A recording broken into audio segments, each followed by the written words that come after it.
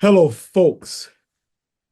My name's Eddie Carson, and you're listening to Race Matters here at WJOP Newburyport 96.3. And I'm excited as we're going to lean into the good funk that we always lean into because I got a soul brother here for you who's gonna entertain us, going to talk about his new book, Rebirth of a Nation. I got Joe Gaza here with us. Goza, excuse me, get that right. And I'm gonna really bring him to the fold and everything. Joe, brother, how you doing, my friend? Well, I'm with you, so I'm doing well, Brother Carson, doing very well. Love it. Thank you, and I'm honored to be with you.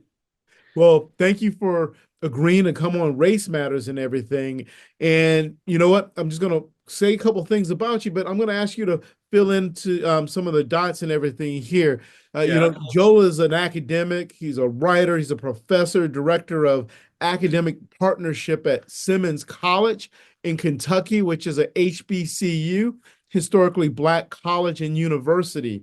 One of the things I'll say about Joel, which is just fantastic. And I don't know if Joe, I don't know if you know this or not, but discovering that you lived in the Fifth Ward of Houston, Yeah, which that's folks home. is a predominantly historically African American community, and I'd say probably a little bit more Black and Brown community to this day. So I don't know if you know this, but I lived in Houston for a decade. Oh my goodness. How did Didn't we know that, did you? lose? Didn't know that, did you? No, I did not at all. I I mean, did and I found that just fascinating. And I'm just going to give a quick shout out to Philip Luke Senator, who that great bald, righteous white brother who I just not. love a lot, does a lot of great scholarship. And one day maybe I'll get him on this show too. That's where I met Phil Okay, in all that right. town and everything too, though. So tell us a little bit about yourself that may be something that I left out beyond, about your Sure. academic work, Fifth Ward, whatever you want to share, my friend. Sure. Well, again, thank you so much for having me on. But even though I am in Kentucky now, I am definitely a Texas boy. My soul will forever be in Texas soil. And maybe just a little bit about myself and kind of the context that brings me to the show tonight is that, when I was growing up, almost everything I thought that I knew about Black people, I Mhm. had learned from Ronald Reagan. Um, and yet, sometimes life happens, and you enter into these seasons where you have to question everything that you have assumed. And so, shortly after college, I enter into one of those seasons and have a friend teaching down in the Fifth Ward area. Now, when you say that it was Black and brown, you're exactly right. You have a Black community on one side, you have a Hispanic community on the other side. And so, I had a friend teaching down there. We moved into the Hispanic part of town, but the issue is that I don't speak any Spanish at all. And so when I was looking for a church home, ended up going into the Fifth Ward and into the Black Church. Ended up working there with that group for about 10 years, and then really shifted to writing. And what I try to do as a writer is really examine the assumptions that I believe have shaped my life, that have shaped my community, that have been deeply influential in shaping our nation.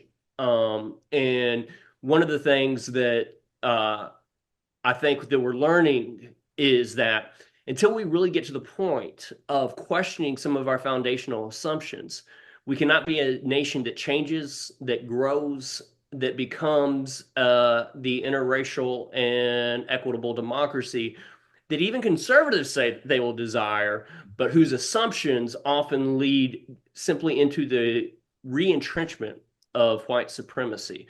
And so as a writer, that is what I do. And you are right. There are times where I do take an academic lens to it and really try to examine some of the roots of where things come from. MLK coined, just a beautiful term of the ideational roots of race hate.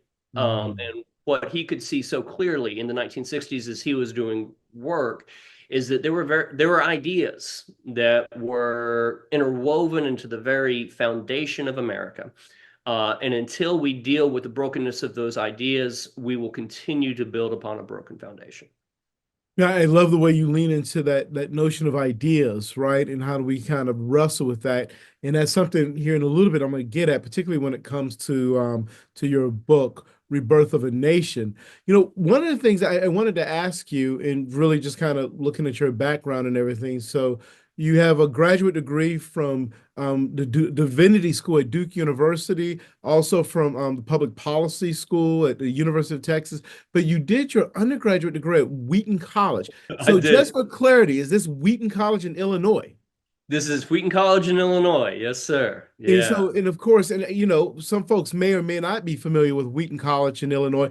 I am very familiar with Wheaton College. That's there, and particularly in terms of how they think about maybe Yeah. evangelical culture and Yeah. and some of the academic stuff. I will say this about Wheaton, among some of the more quote unquote Christian schools, boy, Hmm. the scholarship there and Yeah. the kind of work and the professors there are just fantastic. Now, and I don't always fully agree with everyone, but Sure. just the Sure. work coming out of there is interesting. What impact did that have in terms of the way you leaned into thinking about Black Yeah. scholarship?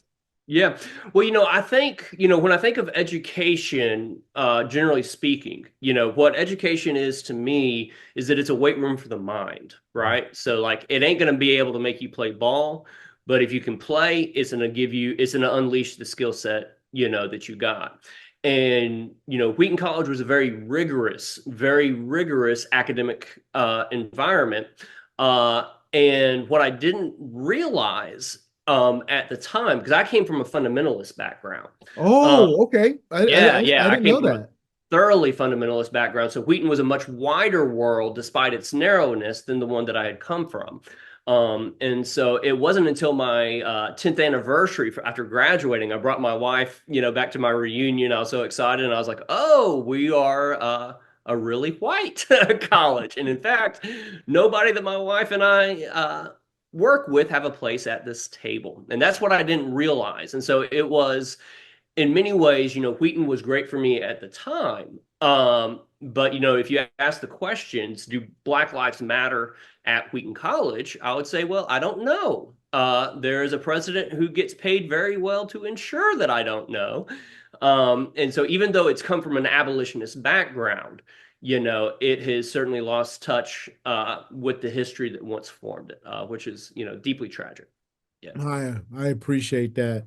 You know, as we talk about your book, Rebirth of a Nation, the first thing, folks, and if you know much about this, is that there's definitely a play on D.W. Griffith's 1918, right, movie, Yes. Birth Yes. of a Nation.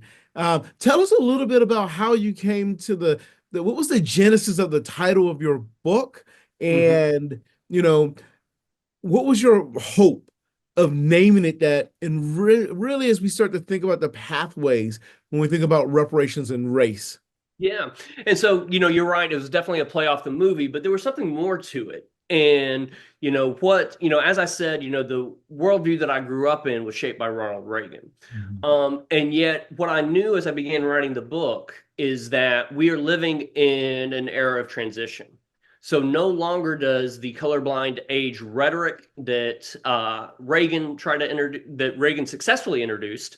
No longer does that hold water. No longer does the post-racial age of the Obama years, that doesn't hold water. That a new age is being born, that somewhere between the chance Black Lives Matter and Make America Great Again, the colorblind age is dead. And so the way that I was reading our moment in that time was that it's the decisions that we're making now that are going to be determining our future as a nation. But Mhm. one of the other things that the re is playing on is that if you can imagine a world dictated by enslaving people, if you can imagine a world that allows white terrorism to run rampant during the age of lynching and Jim Crow segregation, if you can imagine a world where the first time that you are ready to invest in Black lives is when you incarcerate them, what becomes the responsibility of people within this era is begin reimagining a different era. Because if a society is broken by its imagination, it can only be redeemed by its imagination. You know, the other part of your title here, we talk about reparations. And I love the fact that you're talking about remaking America. And based off what you just said, which makes perfect sense, right? This notion of this world of Black Lives Matter and make America great again, because this age of, we live in this Obama age where we've moved beyond this racial consciousness, which we know doesn't exist anymore. We get to a thing that I noted or I thought about as I was reading your book, and that is the fact that, and I'm just gonna say it, I'm like, this brother's white writing this book. And then Yeah, yeah. to learn that, you come from a bit of a little bit more of a fundamentalist white background, the way you Mhm. kind of leaned into this was just unbelievable. Can you say a little bit more about that for us? Well, what ended up, really transforming my life is when the Black church brought me in, and they brought me under their wing. One of the things I'll say consistently is they never asked if I was a racist. They didn't ask if I was ideologically pure. They asked if I was ready to do the job, to be a part of the community, to use my gifts for the benefit. And if the answer to that was yes, then you know, let let's do this thing together. Let's do life together. And so it was within that type of context that I was able to begin rethinking my world, really seeing the world from the bottom up, as far as from the Fifth Ward community perspective. And what you become convinced of is that the system was working just as it was engineered. And one of the things I would say is that, when I started writing the book, I was very much against reparations. I thought that this stuff was, not practical, not pragmatic. Man, this is just utopian fantasies. And then I had one of my mentors really challenge me on it. But I think to understand, to come from a background of fundamentalism, helps you to really understand the way that the white imagination works, both for conservatives, but as well as for white liberals. I think that the ideologies often become very similar. And so, what I try to take my readers on a journey with me is my work of unlearning what I thought I knew. And what were the key points that I needed to know in order to think new. And what became critical for me to try to highlight in the book is the very concrete ways that the way that the crimes that slavery began, we are choosing to continue to perpetuate. That the very mindset that once justified slavery is still the mindset that justifies economic inequality, racial injustice. And so, like, one of the things that I'll say very clearly is that if you don't believe that, and I say now, I don't think I wrote this in the book quite this way, but the litmus test for whether somebody really believes in economic equity and racial justice is whether or not you believe in reparations. Because if you don't believe in reparations, you don't believe in the importance of economic equity and racial justice. Oh, Um, and so we are in an era now where we are making decisions that we know that is going to affect the rest of the century. And I am very cognizant that we are heading into a deeply painful time. And yet we are still entering into a time where we must choose where to stand in this moment, you know. And what I am very committed to is that when it comes to the torch of reparations, that is not Black folks' responsibility to carry all alone. That is not, I mean, they've been carrying this thing long enough. And one of the things that was really painful in some ways, I do the book tour, I go out to California, where California, seem right on the front line, and then that thing gets fumbled. And yet it was close enough to the finish line in California that you were forced to imagine what our nation would look like, following reparations. What nation am I raising my babies in now? And what I could see very clearly, and this is before the election came out, is raising my children in a nation that no longer fears truth, that no longer fears economic equity, that no longer fears racial justice. And what does American politics look like Mm. when the hounds of hell of all these fears no longer have teeth, you know? And so during this era, even though as painful as it was to see what you felt like was closer to becoming a reality disappear, is a very clear light that we can rally around as a nation. And I think that the importance of reparations in this time is to make very clear what type of democracy we want. Because reparations was never simply about racial justice. Mhm. Reparations was about healing America's democracy. Man, that was beautifully stated. I absolutely love that. How do we go about with this healing process in terms of correcting wrongs and injustices that have happened in the fast past, particularly for the fact that we continue to engage in Mhm. the processes and the problems Right. of injustices moving forward, and we're not close to remedying that particular situation that's there. Yeah, I'm going to say this about you, my own observation, and you can correct me, you can do whatever you want, but I'm going to go ahead and do this. You know, this idea, of course, that one, you lived in a community of color in the Fifth Ward. You have written this wonderful book, kind of a pathway for how do we look at the past, but Mhm. also how we look at the present and what do we do moving forward, thinking about reparations.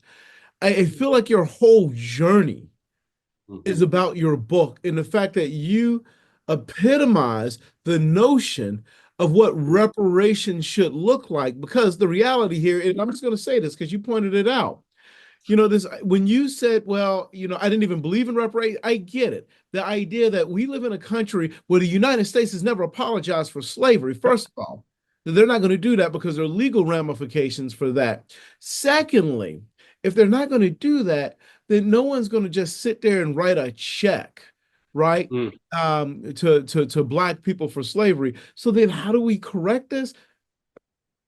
The fact that you spent all of your hard work, blood, tears, researching, writing, living in a community of color, letting folks understand what this looked like.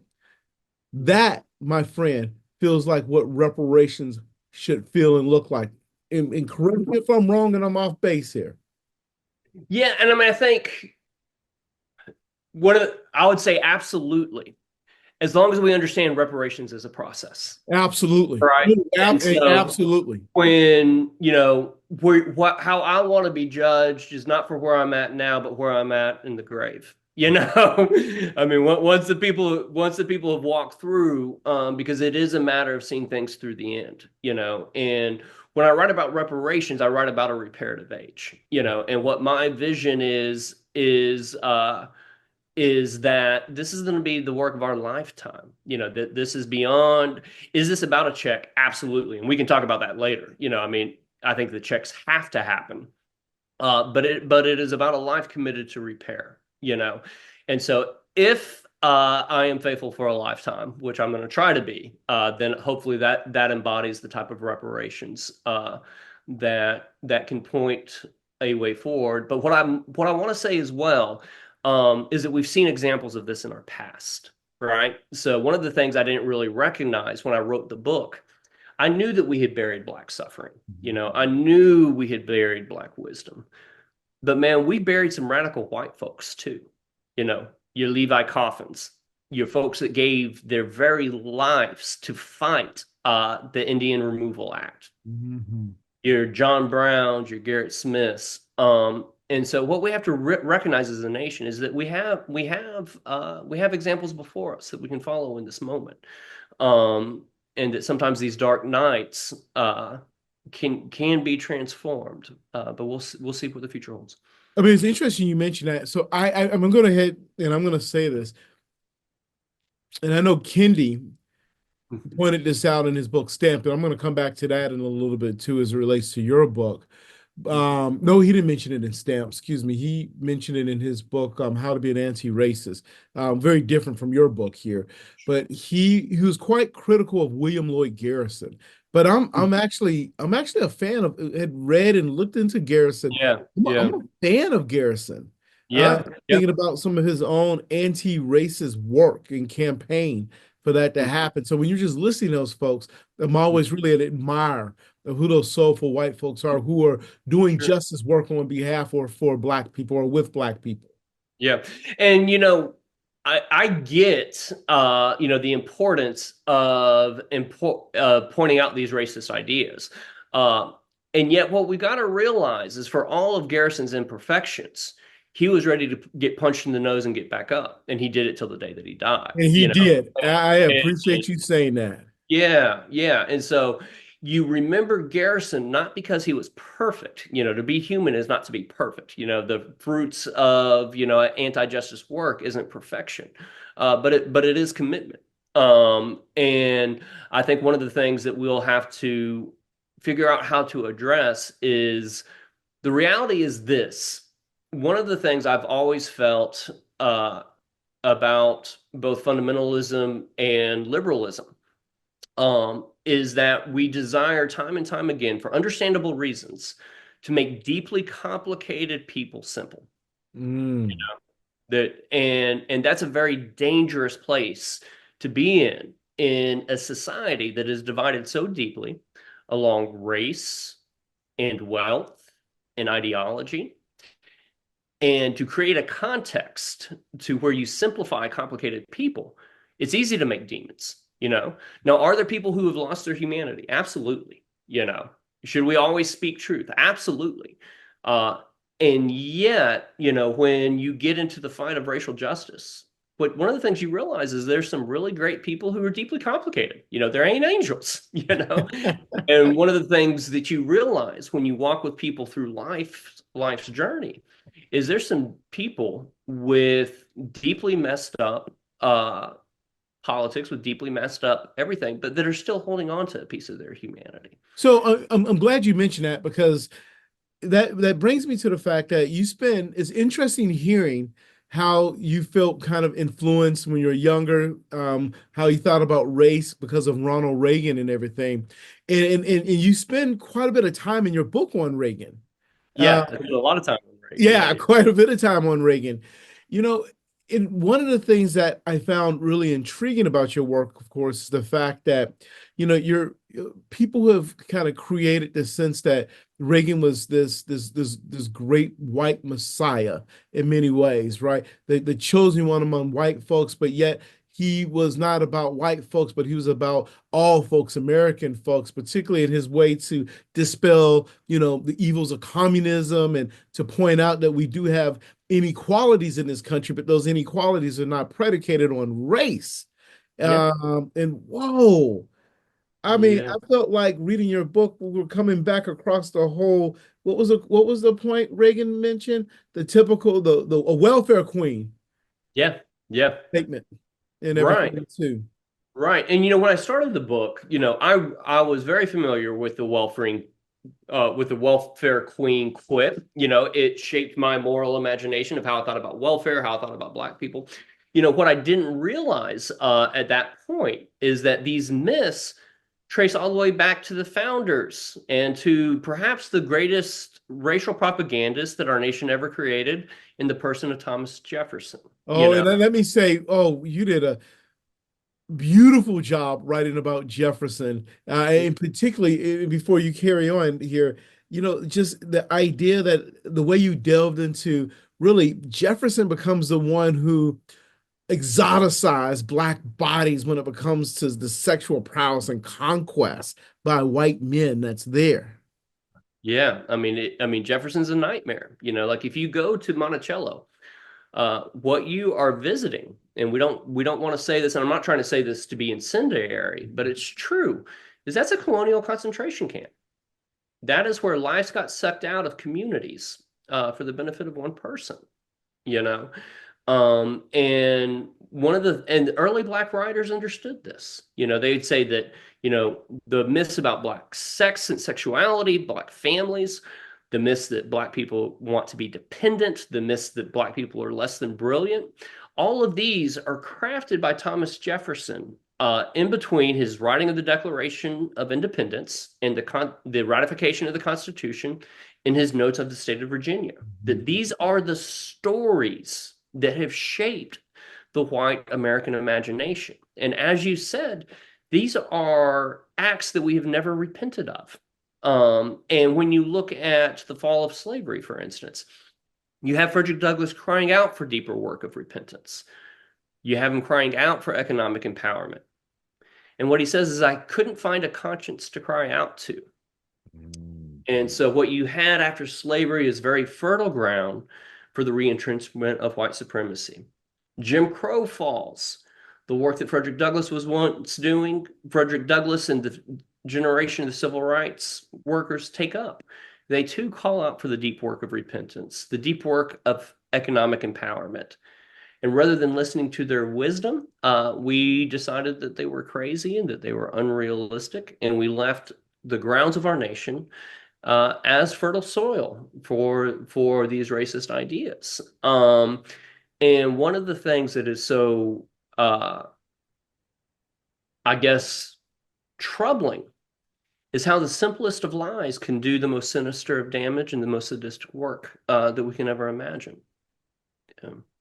You know, folks, if you're just joining us, this is Race Matters. I'm Eddie Carson, and I am here with Joel Goza, and we're talking about the work Rebirth of a Nation, Reparations, and Remaking America.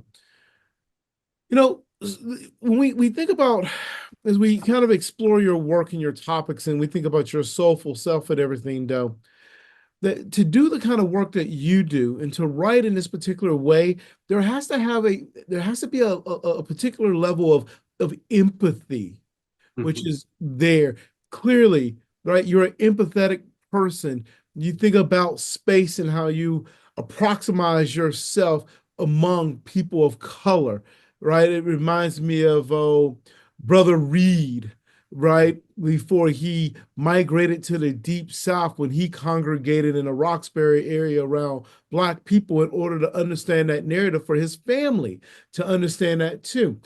Can you speak a little bit about your level of empathy and how it relates to your scholarship? But, and if you don't mind me getting too personal, how does this lean into maybe your own family? How y'all conscientiously think about race? Yeah, well, one of the things that becomes the potential to create empathy is to have your life fall apart, right? To have experienced trauma yourself. So when I moved into the Fifth Ward, it wasn't good intentions that brought me there. I was putting my life back together, and it opened me to this more radical way of that I probably wouldn't have been if life worked out the way that it wanted. I wanted to be a suburban preacher. If that happened and if I could have successfully pursued that, I would have never moved into Fifth Ward. But what becomes very clear once you get down there is that one of the upshots of segregation is our inability to empathize, the inability to see other people's pain as our own pain. And so in Houston, we created overpasses, right? So that Oh you yeah. could drive by a suburban community, get all the way to downtown, and not have to see the Fifth Ward. We designed it in a way where we could think that we knew everything we needed to know about each other without ever needing to know each other. And so once those barriers of segregation start falling, and you see what your neighbor's children are going through, you see what their mothers are going through, you see what their fathers are going through. I've been told all my life that we were where we were at because we worked hard. And yet, by my sophomore year of college, I had started losing the callus on my hands. I had worked all the way up to college. I couldn't feel my fingertips when I got there.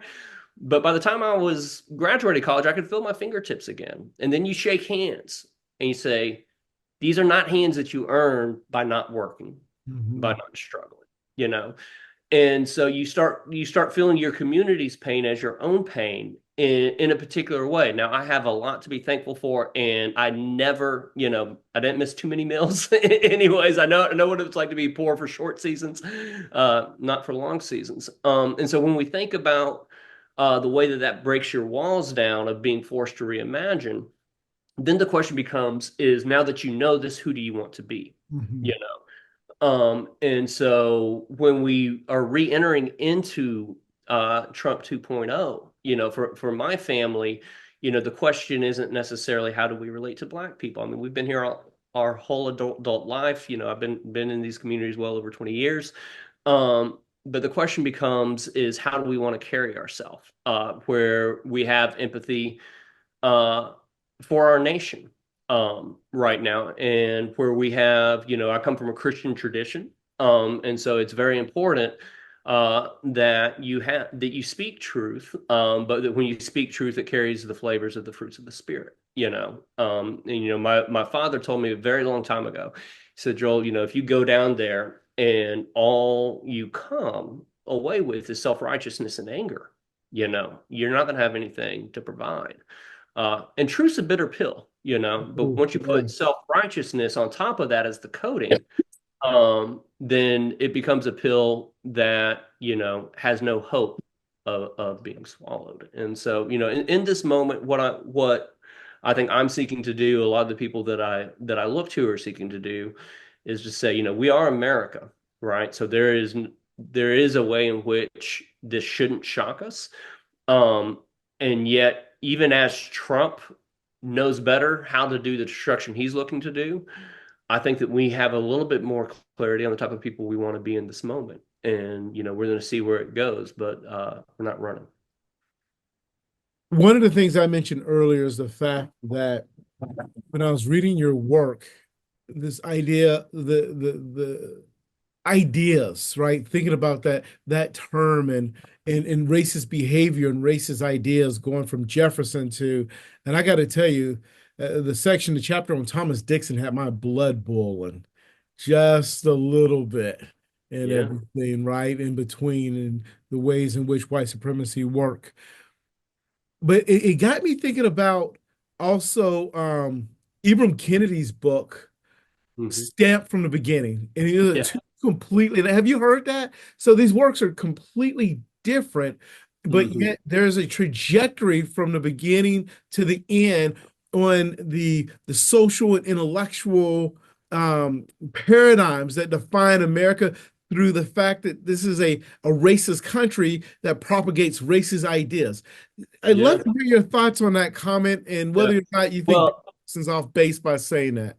it's interesting you say that. So on my first book, it's called America's Unholy Ghost: The Racist Roots of Our Faith and Politics. And one of the people that I write about in that chapter or in that book is John Locke. And so I had gotten stamped from the beginning saying I'm going to read these 2 pages on John Locke, and then I read it cover to cover, and it is just a masterpiece. It, Mhm. it, it is just a masterpiece. So definitely hugely influential. The way that Kendi does it is he does this kind of shotgun approach where he knows everybody and everything as the academic that he is, and just covers this in such a great story. What I do is a little bit different in Rebirth of a Nation, in that I wanted to tell the narrative, and I could only do it by really focusing in on specific people. And so when I took my journey, what I wanted to do is team up with some of the leading racist thinkers, some of which I got introduced to from Stamped in the beginning with Abram Kendi, but have a tunnel vision on them, create the world that they're living in, and then tell the stories that helped us get here. So that in my book, I write about 2 people during the era of enslavement, 2 people during the era of white terrorism and lynching, and then, of course, Ronald Reagan, and only Ronald Reagan during the era of the colorblind era of prisons and poverty. But yeah, Kendi's work was, hugely influential. It is a masterpiece that I think will stand the test of time. Absolutely. Well, I mean, I'm going to say your work's a masterpiece. We'll get to that brother another time because, you know, how do you engage with your students on your campus when it comes to your scholarship and your work, particularly as a white academic, a white author at a historically black college? And for folks to know who are not familiar, there are a lot of white academics and authors at historically black Yeah, colleges and universities. But I'd love to hear your take on yeah, that. yeah, yeah.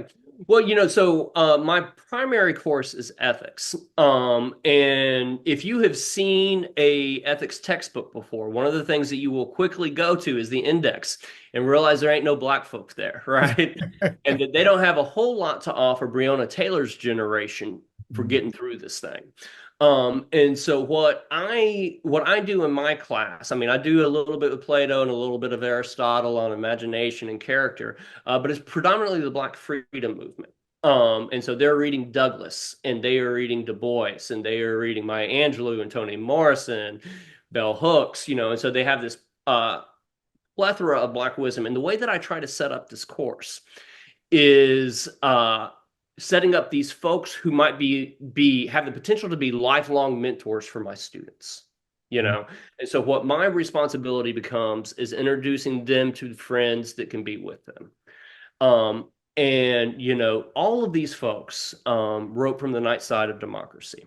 And so when I go to those classes, there is a wisdom about the night side of democracy that my 18-year-olds have that I don't, because of what they've survived, right? And so what I can do, though, is introduce them to friends that they haven't met yet, and at least bring to bear my gifts as a writer, my time in the community, of how their wisdom and their brilliance can help my students become the people that they desire to be. And so when I teach ethics, I said, I've only got two questions. What type of person do you want to be? And what type of community do you want? And at the end of the day, what ethics is about becoming the people that our moments demand. And so it's often awkward, right? So I'm white, and they know these things better than I do in some ways. And yet we can host a conversation. And one of the things that HBCUs have been committed to is working with white folks like me, because once they get out into the world, my students will have to deal with middle-aged white people that are balding, like I am. Well, So, I don't know. I'm not quite seeing the balding nor the middle age part, but being in Kentucky, and I couldn't help but be remiss if I didn't think about the late great Bell Hooks, who yes, and I'm trying to think. Bell goes by, I don't know if it was she, her, they, them pronouns. So forgive me, folks. Feel free to email me and correct me on that. I should know better. But Bell passed away, I guess, was it 4 years ago? it's about four. Yeah, yeah. And she was I at can't remember the date right off the top of my Bree head, College? but yeah, she was at Berea College, Bree which is College. Brickell University. It is. So I had talked about how Wheaton College was established by abolitionists and rejected the anti-racist tradition. But Berea has lived into that thing, since the 1800s. Well, yeah, I don't think because that's a tuition-free institution. Yeah, I mean, if you're not poor, you're not a student there. Yeah, Yeah. Oh, I'm all right. yeah, it's My remarkable. friend, we're getting close to the end here, and this has just been a fantastic conversation. And Thank you let for me this. say this, and so your mind's percolating here. I like to give my guest the last word on my show. It's just something I'm trying to lean into as I learn to be a better listener along the way. I'd love to get you one day on a panel on my campus with Yeah, some well, folks yeah, to talk about this stuff because those are the things that I do. And your work and your scholarship is fantastic. I'm going to go ahead and tell my listeners this, and I'm going to throw up the book one more time so you can see the beautiful cover. And one of the reasons yeah. I'm doing this is because I want y'all to look behind Joel and see what's on a wall back there. Yeah. This is, I raced through this book in 2 days. That's a lot to get through in 2 days. It was, well, a Yeah. couple of things that came in, and I'm like, man, I got to do it because I'm excited to talk about this. Then, of course, then I fell under the weather. I was like, Right, I guess right, I right. could have slowed down a little Yeah, bit. But yeah. I mean, just the scholarship and the work and the thinking is just unbelievable. Very My kind. friend, I want to give you the last word on race matters, and it can be anything prophetic, your hope, your thoughts on your work, scholarship, whatever you can imagine. This is your kingdom. Well, we're living in a time where people are looking for a candle to get through this night. right? And we've been in these times before. You know, the abolitionists were looking for a candle, and they got clear that they had to kill slavery, had to kill it in order to get through the night that they were living in. Segregation, same thing happens, and segregation is so much more brutal than white only signs, as I write about in the book. But they needed a candle, and they committed themselves to walking to the morning where the fall of segregation happens. That candle for me right now is the work of reparations, and I'll tell you why. Is it about racial justice? Yes, it is about racial justice. But this thing is about healing our democracy. And what reparations are going to help us get to a point where we no longer fear truth, where we're no longer fearful of economic equity, where we're no longer fearful of interracial justice. And if you ask the question, why are we a democracy right now without economic equity and without racial justice? The truth of the matter is we've never aimed to be. And during this time, we're going to hear a lot of things about dialing it down. And I think what we really have to do is ignore that and dial in and be deeply focused on what we're aiming at and deeply committed to making this nation what Baldwin said. Baldwin says this: we can make America what America must become. And that is the work. And we're going to work together, and we're going to enjoy our time together. We're not going to allow Trump to mess up every magic moment that we have. But it is time for focus. It is time for resolve, but it is also time to keep the candle burning. Folks, thanks for tuning in to Race Matters.